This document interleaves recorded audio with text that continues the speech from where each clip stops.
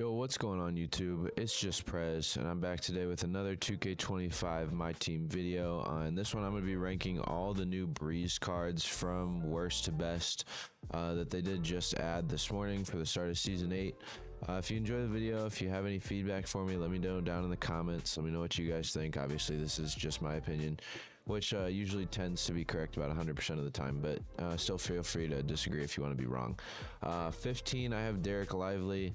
He has his own jump shot on very quick, which is just not, what you're looking for at this point in the year. Westbrook dribble style with no real dribble suits to go along with it at all whatsoever. Along with he's just not like, he's 7'1", which is good, but that's all he really brings is his height. So not the best card. 14, I have Jaden Ivey. He has Jaden Hardy base Oscar, which isn't bad. They gave him Garland, but that's really all they gave him. I mean, he has Trey, so he has a few things. He has Curry Escape, so I guess he has a few more than just that. He has Pro 2, so absolutely not a bad card, but he is 6'4" at point guard, which in almost July is just not going to work out well for you unless you're playing at like a really low level. Bradley Beal, I have just over him just because they're the same height, but Beal has a little bit better SIGs. I mean, they're basically the same, but he has a similar jump shot as well. But then you get into his attributes, obviously. He has 99 everything and a bunch of Hall of Fame badges that Jaden Ivey doesn't have. So you can kind of give and take with those two cards, but neither of them are very special. Coming in at number 12, I have Westbrook. Again, just super undersized point guard coming into July. Just isn't going to work. Muscala Oscar actually is really good. And he has decent SIGs. They gave him a lot of his own, but the important ones, he has Trey, he has Curry, he has Francis, he has Garland, along with Pro 2. So again, like he does what he's as good as they can make him almost. Like they can't really make him much better, but he is 6'3", and that just holds him back so much. Coming in at 11, I have this Tamani Kamara card. I was really high on this card when he first came out just because he has Jalen Tyson, which I think is actually the best base in the game, or at least top 3. But then I was like, oh my god, he has Jalen Tyson. Finally they gave a card Jalen Tyson. I might actually pick him up. And then he just has absolutely no dribble SIGs whatsoever. He has Kemba Escape, and that is literally it. I guess he has normal spin, which is good, but who cares? So other than that, I mean, he has Pro 2 with one of the best jumpers in the game. So if you're looking for literally just a lockdown defender at that shooting guard position that isn't going to dribble the ball for you whatsoever, Tamani Kamara is actually really a really good option for that specifically. Coming in at number 10, Joakim Noah. Not as high on this card as I thought I would be before he came out. Bismack Biyombo, GG Jackson on very quick. I really don't even know what that looks like. So it's basically his old shot, which wasn't bad at all. And then it comes with that Wilt Chamberlain upper. So actually might be a good jump shot. I'm not exactly sure. But then, you look further into the card. He has 0 dribble SIGs. He's 6'11", so he doesn't bring any size, really pretty much undersized at this point in the year. So he has Pro 2 with a good jump shot, but he's undersized. And that's really all he gives you. Not too much, but not a bad card. Just above him, I have Zach Randolph. I mean, they're basically the same thing, but Zach Randolph can play small forward, which at 6'9", he might be like an inch undersized, but he'll compete more than Joakim Noah will playing power forward. And that Tyler Smith Dirk jump shot is super good. It's the exact same jump shot that they gave to the 100 overall Dirk. So that's a really good shot, super smooth. I think he has a few SIGs. Like they gave him Trae Young. Oh no, that's Trae Young Escape. He has no SIGs. I lied. But still, I think he's better than Joakim. So I have him in at 9 just because he can play small forward. I think he'll be able to compete a bit more. Coming in at number 8, I have James Harden. I think he's the worst of the new Invincibles. He's pretty undersized at point guard at this point in the year at 6'5". Peyton Pritchard Oscar is fine. Nothing insane, but a good jump shot. And then he has Garland, but they gave him like all his own SIGs, which just isn't good at this point, especially for an Invincible, to not really soup him up at all, and for him to be 6'5" and only really bring a good jump shot, just it isn't it. So I have him down here at number 9. Coming in at number 8, I believe 8, 7, 6, 5, 4, 3. No, wow, I'm way off. 1, 2, 3, 4, 5, 6, 7. I was only one off.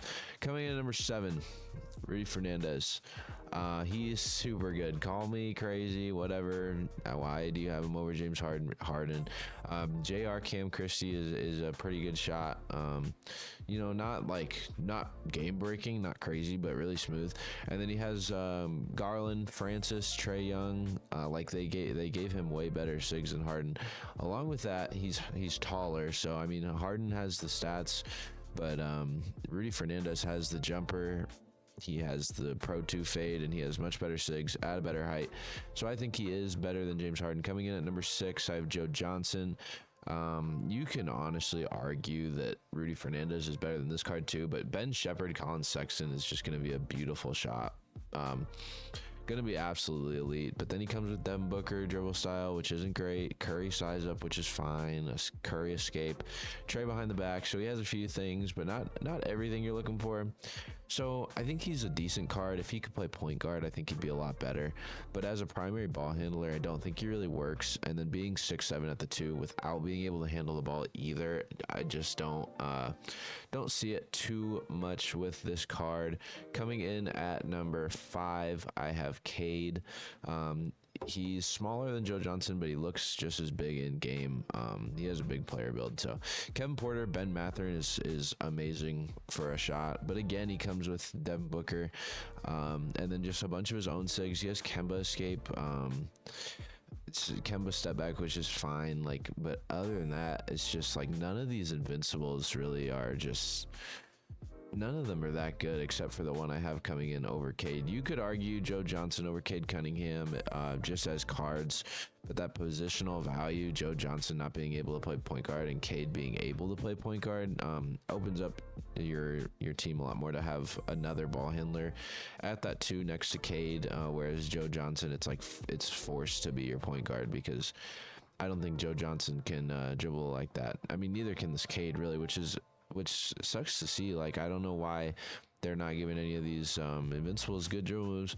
But anyway, I got Cade at 5. Coming in at number 4, I have Evan Mobley. Honestly, the only invincible today that I think might be worth picking up at all. Nick Claxton, Oscar on very quick is a good shot. Same shot as Ewing, I believe. And Pro 2 fade. They gave him Garland, which is good. See, I don't understand that. Why would they give Joe Johnson and Cade Cunningham Devin Booker, but then give the big man Garland? Doesn't make sense to me whatsoever. But then he comes with Kemba escape, comes with behind the back, so a good behind the back. So they actually souped this card up. I think if you pull him, you got something to be excited about. The other invincibles, not so much. I don't see them being too expensive. But Evan Mobley is super solid, and he's also 6'11" with a 7'4" wingspan at the small forward position. So he gives you a lot of height, a lot of length, a good shot, good dribble moves, Pro 2 fade. What can you not like about Evan Mobley? Super elite card. Coming in at number 3, I have Penny. You could argue that Evan Mobley should be over him, but just Penny brings a lot to the court. 99 everything, 40 legend badges, Curry Sexton, which is super good. That's the same shot they gave Julius Erving, isn't it? I believe it is. So really good shot if you haven't tried out that Julius Erving card or you haven't been able to get your hands on him yet. So that's really good. 6'7" with a 6'11" wingspan, so he's going to compete for sure. Brings a lot of size, and then he has basically perfect sigs. Nothing you can really ask for on these sigs to be changed. They're all pretty much perfect. So pretty much 6'7", perfect card with a better shot than the one they give most goats. They keep giving out Cam Thomas, Oscar, and Curry Sexton is a lot better. So I have Penny at 3. Coming in at number 2, Kevin Durant. I debated putting him below Penny just because they gave him Cam Thomas, Oscar, which I don't like. But 99 everything again. All the legend badges, 6'10" with a 7'5" wingspan at shooting guard is just so valuable that you can't count it out. So if you want to just run around and fade with the card, he's going to be ridiculous. But Cam Thomas, Oscar, not my favorite, but it fades really well. Garland, Francis, again, I mean, it's the same stuff. The Aaron Fox crossover is super good on Kevin Durant. Going to help him get to the rim a lot. But I can't put him any higher, and I thought about putting him lower just because he has Cam Thomas, Oscar, which I really wish they would stop giving out, but it doesn't look like they're going to. So at number 1, I have Wilt, 7'1" with an 8-foot wingspan. They gave him Patty Mills, which is good, and then they gave him Gigi Jackson, and I'm not really sure how that's going to play, but I'm sure it's going to play better than Cam Thomas, Oscar. I guarantee it, no matter what it even looks like.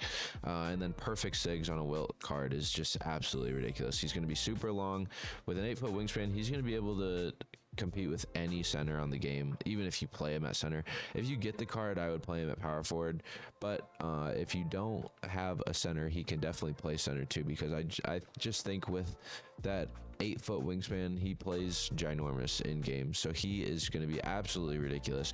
Wilt comes in at my #1 spot. If you guys enjoyed the video, you agree with my list, you disagree with my list, let me know down in the comments what you think. Make sure to hit like and subscribe, and I'll see you guys in the next one. Peace.